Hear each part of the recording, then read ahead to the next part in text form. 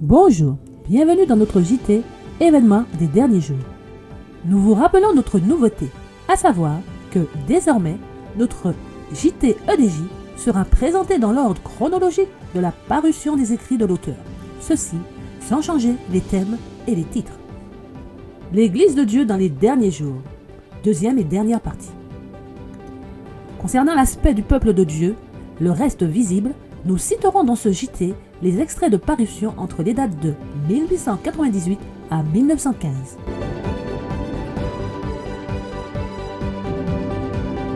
« 1898. Faiblesse spirituelle et aveuglement. L'Église est dans l'état de Laodicée. La présence de Dieu n'est plus au milieu d'elle. Dieu remettra toutes choses en ordre. Les puissances de Satan ne triompheront jamais. La victoire accompagnera le message du troisième ange. De même que le capitaine des armées du Seigneur a renversé les murs de Jéricho, ainsi le peuple champion des commandements de Dieu triomphera, et tous ses adversaires seront anéantis. 1901. Les dirigeants peu sages ne parlent pas de la part de Dieu. Voilà plusieurs années que je ne considère plus la conférence générale comme la voix de Dieu. Le temps où nous considérions ces hommes de la conférence générale comme se tenant en un endroit sacré pour être la voix de Dieu pour le peuple est révolu. La réparation des responsabilités est exigée. Ce dont nous avons besoin maintenant, c'est d'une réorganisation. Nous devons commencer par les fondations et construire selon un principe différent. Voici les hommes qui sont à la tête de nos diverses institutions, à la tête de nos établissements d'éducation et des fédérations dans diverses villes et différents États. Ils doivent tous être comme représentatifs. Ils sont appelés à modeler et façonner les plans qui seront entrepris. Il nous faut plus d'un ou deux hommes pour considérer tout notre vaste champ. Le travail est grand et aucun esprit humain ne peut dresser le plan de ce qui doit être réalisé. Maintenant, j'aimerais dire que Dieu n'a placé aucun pouvoir monarchique dans nos rangs pour contrôler telle ou telle branche de l'œuvre, celle-ci étant grandement diminuée. La répartition des responsabilités est exigée par des efforts pour tenter de la contrôler sous tous ses aspects. Il faut qu'intervienne une rénovation, une réorganisation, une nouvelle puissance et une nouvelle force doivent être données aux comités nécessaires. De nouvelles fédérations doivent être créées. Il était dans le plan de Dieu qu'une nouvelle union soit créée en Australie. Il n'est pas nécessaire d'écrire à des milliers de kilomètres pour recevoir l'avis de Battle Creek et ensuite d'avoir encore à attendre la réponse pendant plusieurs semaines. Ceux qui sont sur place doivent décider de ce qui est à faire. La réponse de la conférence générale de 1901. Qui était avec nous depuis le début de cette conférence? Qui a éloigné les manifestations regrettables qui apparaissaient parfois dans de telles assemblées? Qui a arpenté les allées de ce tabernacle? Le Dieu des cieux et ses anges. Et ils ne sont pas venus pour vous réduire en pièces, mais pour vous donner des esprits droits et pacifiques. Ils sont restés parmi nous pour travailler à l'œuvre de Dieu, pour éloigner les puissances des ténèbres, afin que l'œuvre que Dieu nous a donnée à faire ne soit pas gênée.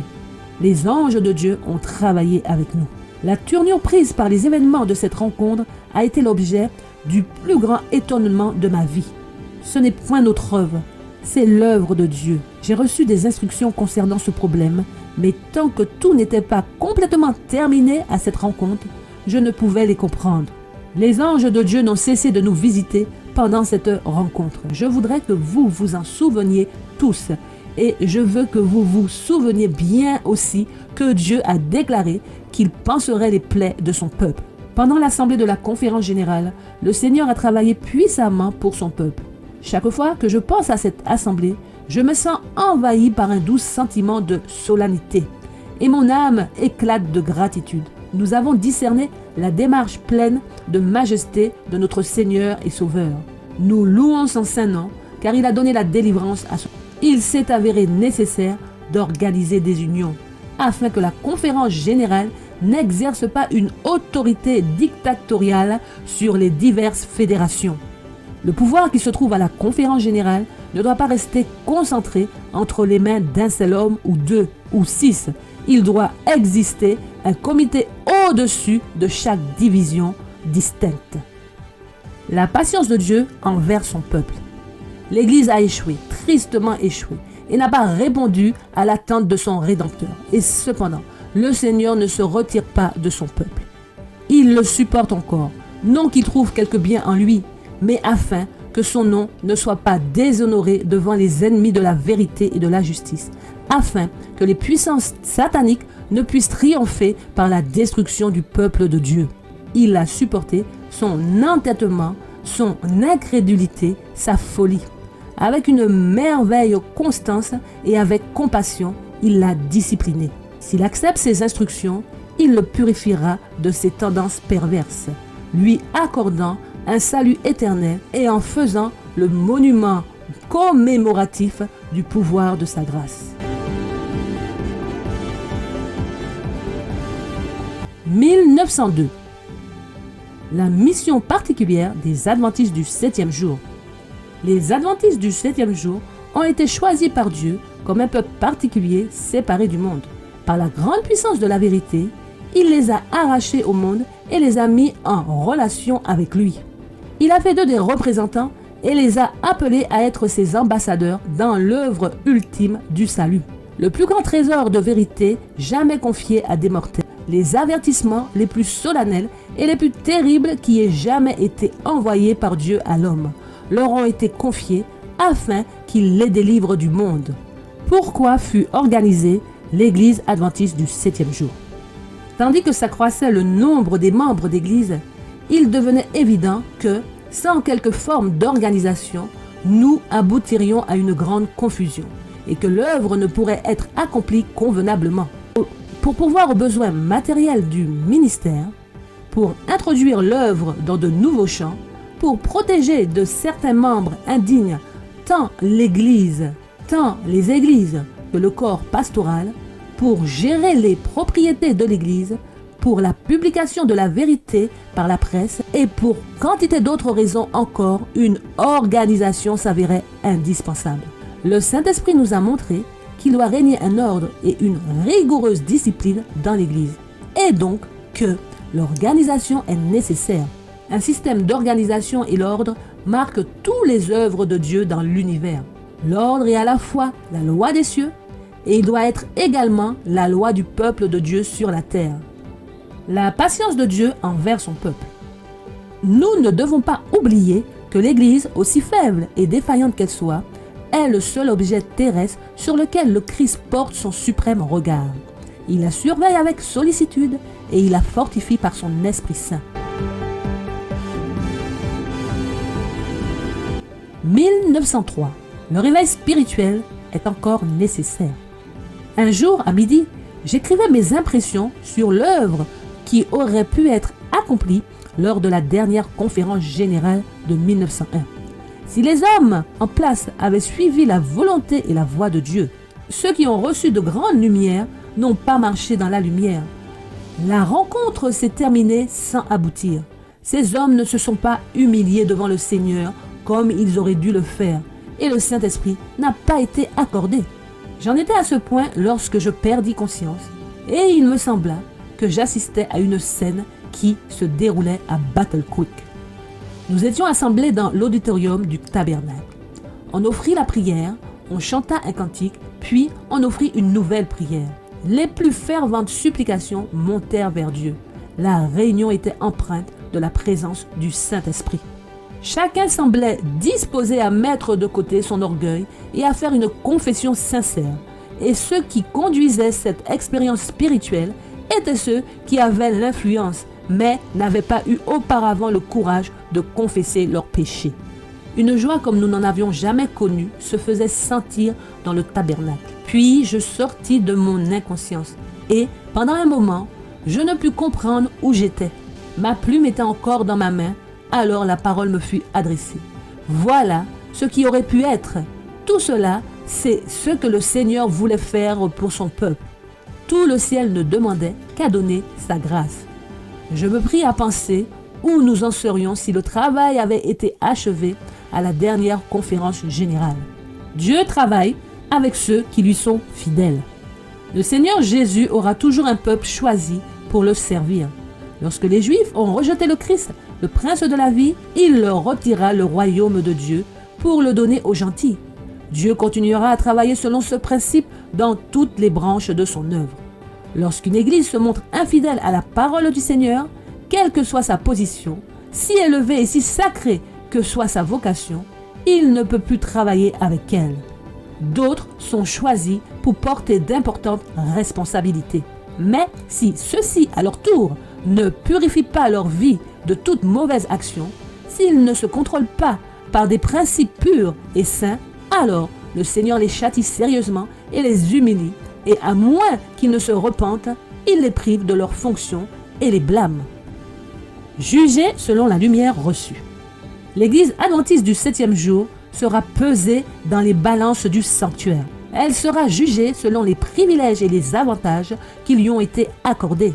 Si son expérience spirituelle n'est pas à la hauteur des grâces que le Christ lui a consenties à un prix infini, si les bénédictions qui lui ont été accordées ne l'ont pas qualifiée pour accomplir le travail qui lui a été confié, alors la sentence tombera sur elle.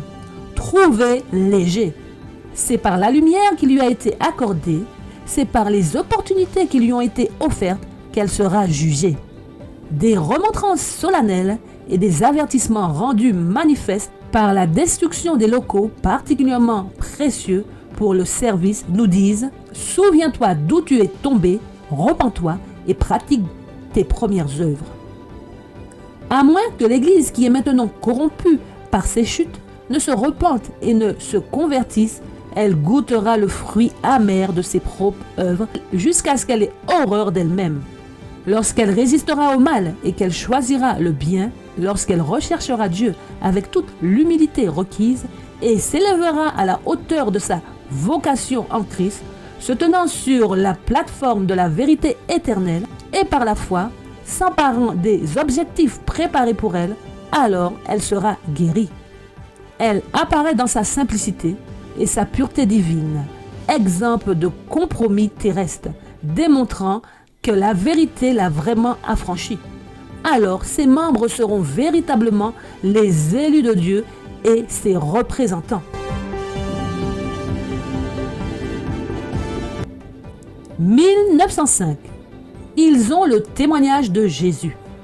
Certains affirmeront avoir des visions.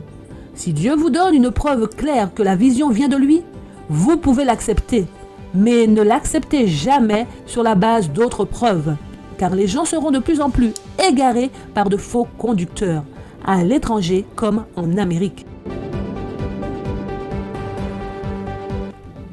1909. La mission particulière des adventistes du 7e jour. Dans un sens particulier, les adventistes du 7e jour ont été placés dans le monde comme des sentinelles et des porteurs de lumière. C'est à eux qu'a été confié le dernier avertissement destiné à un monde qui périt. C'est sur eux que brille la merveilleuse lumière qui jaillit de la parole de Dieu. Une tâche d'une solennelle importance leur a été confiée.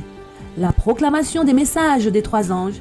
Ils ne doivent pas laisser leur attention s'en détourner. L'organisation sera toujours essentielle.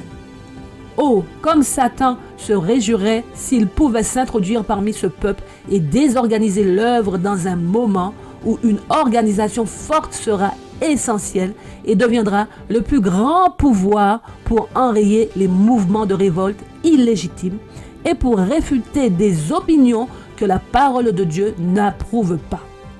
Respectons l'ordre équitablement, afin de ne pas ouvrir des brèches dans notre système d'organisation et de ne pas détruire l'ordre que nous avons construit par un travail sage et attentif. Il ne faut pas laisser agir des éléments de désordre qui souhaitent prendre le contrôle de l'œuvre en ce moment. Certains ont avancé que, tandis que nous approchons de la fin des temps, chaque enfant de Dieu agira indépendamment de toute organisation religieuse.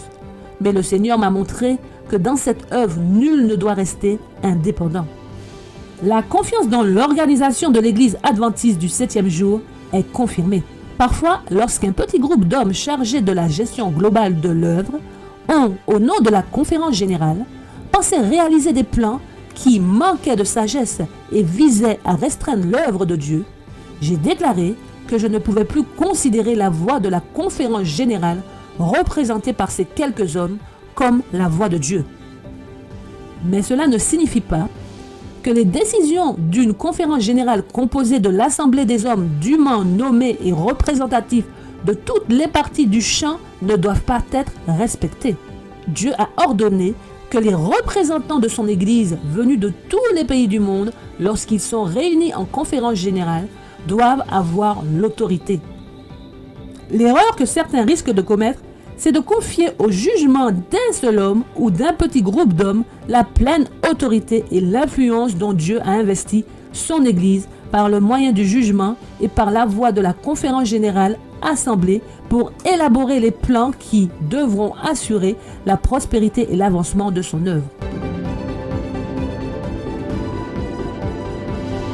1911.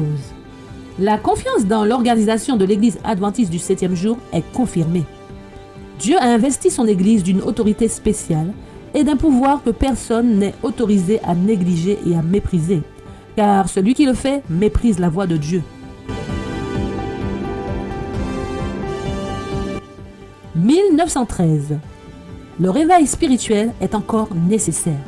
J'ai été profondément impressionné par des scènes qui sont passées devant moi récemment durant la nuit.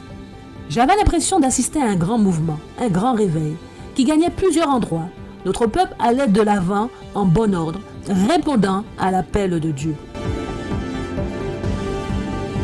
1915. Une déclaration de W.C. White. Je lui ai dit à Madame Lida Scott comment ma mère considérait l'expérience de l'Église du reste et je lui ai fait part de son enseignement ferme selon lequel Dieu ne permettrait pas que cette Église apostasie au point que l'apparition d'une nouvelle Église soit nécessaire. Amen. Je vous remercie de votre écoute et vous dis à très bientôt si Dieu veut.